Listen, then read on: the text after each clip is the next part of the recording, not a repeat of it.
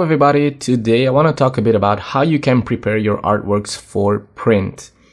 This is going to be a very basic guide talking about the very basics of printing. So it's going to be like a quick checklist in order to prevent your artworks from being printed badly or just being rejected by the printing company, depending on what kind of prints you want to make.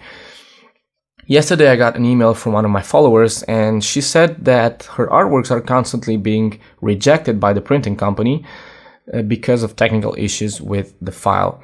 And she was making artworks for jigsaw puzzles, which is something a little more delicate because you need like a very good quality in order to print small pieces of jigsaw puzzles, because if you enlarge the image too much, it's going to end up blurred, and that's going to be a problem with the jigsaw puzzle, I guess.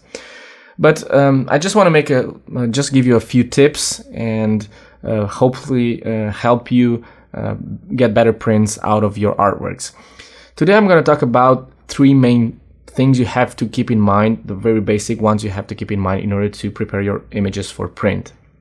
And I'm going to use this image as a demonstration, which, by the way, is the end result of my latest premium tutorial. You can watch it here on YouTube if you're a premium member on YouTube, or if you're a premium member on my website, you can watch it there. I'm going to include links on the video description. So the three things you have to keep in mind are resolution, image size or dimensions, and the color space. And also like margins and bleedings and stuff like that, but we're going to talk about that at the end. So when you create an artwork in Photoshop, you have like two main parts. I'm going to I just click the create new document, and we have here the dimensions, which is the physical size of the image in pixels or centimeters or inches or whatever you're working with. And then we have the resolution, which is not the same. The resolution is the amount of pixels you have per unit of measurement. I think the standard in the industry is pixels per inch or dots per inch. You will sometimes see it as PPI, pixels per inch, or dots per inch. I think that's in a printing world. But in digital, it's pixels per inch, and usually it's 300. This is the maximum that standards use, and sometimes you can print at 240. But when I create my manipulations, I usually set this to 300, even though I think it's not necessary. You can start at 72, which is the default, and for screen is enough, but because you can change this afterwards. But make sure you use a pretty decent size. If I'm going to tell you right now, I will assume I will print this at 50 centimeters wide by 70 pixels high, which is like a standard poster size. I don't know how that much is in inches. I'm going to tell you right now. Let's say I want to print this 50 centimeters wide by 70 or 70. I think it's 50 by 70. In inches, that is 19 by 27. So this is a standard poster size. But my artwork, it's smaller than that. So usually, let's go back to the new document. As I said, usually when I create a new document, I already start at 300, but keep in mind this will increase the file size, and Photoshop can run a little slower when you do it. So that really depends on you. You can leave it at 72, as I said. Let's say I have this final manipulation and I want to print it. I'm going to press Ctrl-Command-I. Usually I work on a separate document. So I would copy this, edit, copy, merge, and I'm going to copy it on a new document. If you worked at 72 pixels per inch, here you would see 72, so change it to 300. And I'm going to leave this size. I'm not going to resize it to the size that I need. I'm going to do that afterwards. So I'm going to create my document. Also, I could change the color space to CMYK, and just click create and paste my image here. Now with this image pasted here, the next thing I want to do is crop it to, or just resize it to the actual size I need when printed. So what I'm going to do is press Option Command I or Alt Control I, and I'm going to set the size here in centimeters to the size that I want, which is 50. Some printing companies will also give you the amount of bleeding that they have for the for the printers. Usually it's 3 or 5 millimeters, so I'm gonna just use 50.5 to compensate for that, for the edges, that when they cut it and everything. And I'm gonna choose preserve details for enlargement, because I want to keep as much sharpness as I want, because enlarging the image will cause some blur to occur on the image, so we'll have to also sharpen the image, because when you print an image, even if it's sharp on the screen, it's not going to be as sharp after printing. So I'm going to click OK. This will enlarge my image, trying to keep the details. The reason why I'm resizing it is because I don't expect the company to resize it. I want to resize it myself and sharpening to the amount of sharpening that I want myself, unless they give me instructions to just send them the PSD file and they do all the work. But usually that's a service that they will charge you for. So I have the width that I want. Now I also want the height. So I'm going to press Option Command C to crop the canvas. I'm going to keep the lower part. I'm going to change this to centimeters, and I will type 70.5 because I also want some edge there on the bottom, and click OK. Now proceed, and this will crop my image. Now the dimensions of my image are 50 centimeters wide by 70.5 centimeters high. Remember, as I said, this 0.5 is to compensate for the bleeding of the image and the cutting.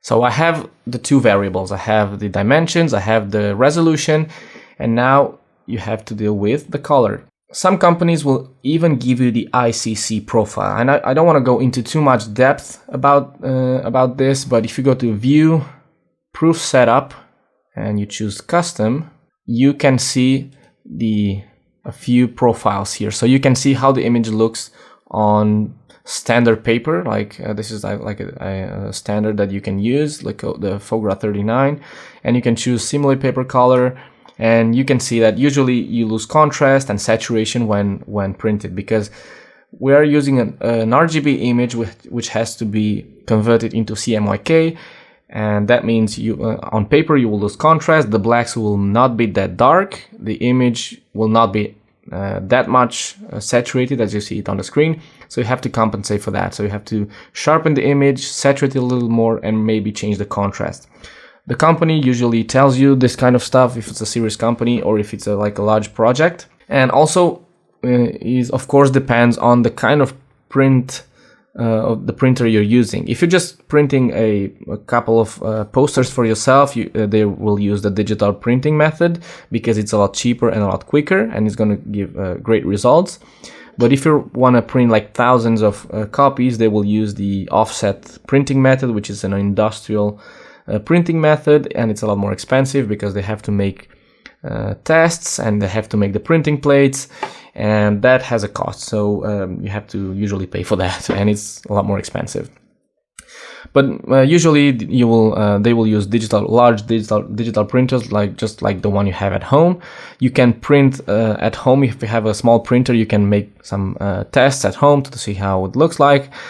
It's a good idea to sharpen. Now that I enlarged this, I could even sharpen it even more. I could go to Filter, Sharpen, Unsharp Mask, and I could use this amount of sharpening, and that's it.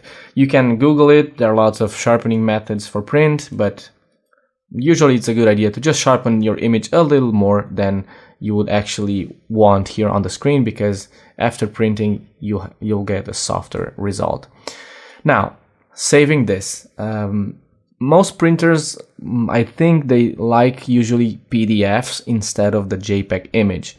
Before saving this, if you want to save it as a JPEG file, usually most printers want the CMYK file.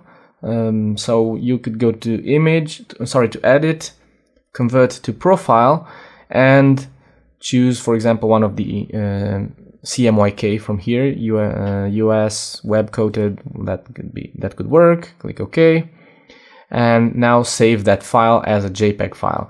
Usually what I would do is I would save this as a PSD file, save as. That's because I have the InDesign software. So I would save this as, I don't know, let's name this Balance, because that's the name of this manipulation. That's because I'm just more comfortable with this and I can set the bleedings and everything.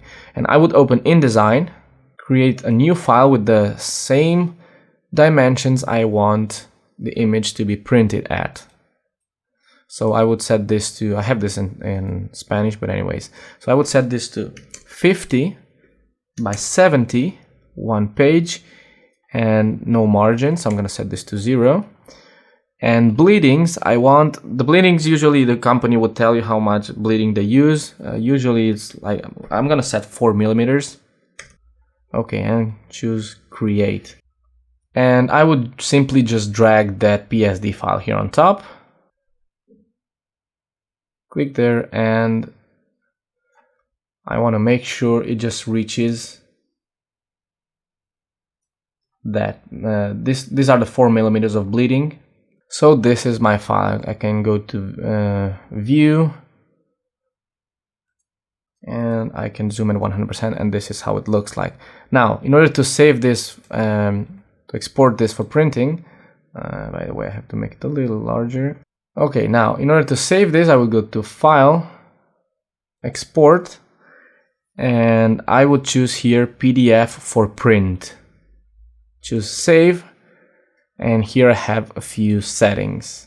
I can choose the compression level, the amount of resolution. I'm not going to touch this because my image is already at 300. I can choose to show the bleeding that I already have on my image. I can even set the cut marks, but usually you don't have to do that, and export it. And here is my PDF. I'm going to open it. Now this image is in CMYK, ready for print, and you can see, I don't know if you can see right here, this is the cut line that I chose, and it also has the bleedings, but those cut lines are usually, it should be on the inside. But anyways, so that's the really basics of how to prepare your image for printing. Remember, usually you have to use 300 dpi, sharpen your image slightly when exporting it, and save it in CMYK. And also do not enlarge your image too much, otherwise you will get some blurry results. Anyways, the best thing you can do is just contact your printing company and ask them for basic requirements like file size, resolution, if you have to include the bleedings, if you have to save the file in a particular format or apply a certain color profile, and they usually will tell you the basics that they need in order to print the image. If they have a website, if it's like a bigger company, they usually have instructions on how to prepare your files, and don't be afraid to just take a look at that before you prepare your files, and that will help you speed up the process and avoid problems along the way. If you have any questions, just post a comment and I'll try to help you. Obviously, as I said, there are lots of variables. I'm not a print expert.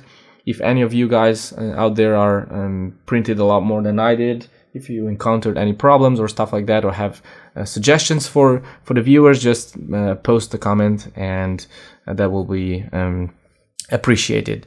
Thanks for watching, and I hope to see you on my next video.